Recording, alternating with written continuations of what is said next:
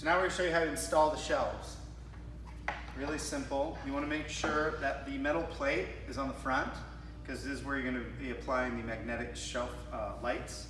So you take this, you just slide it in here at an angle, one way, and then back the other way. Find that slot, and you just need to jiggle it a little bit. Slide this over, and then it just drops right in.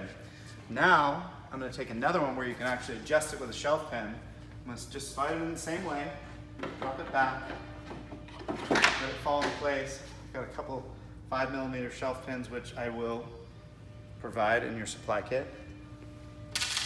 Take 2 of these. I'm just going to slide it up to wherever you want to adjust it to. Just like any kind of cabinet shelf.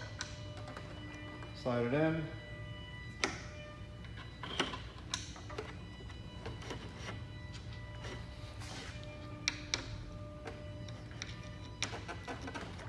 So there's 4, and this allows you to kind of change the spacing of your shelves.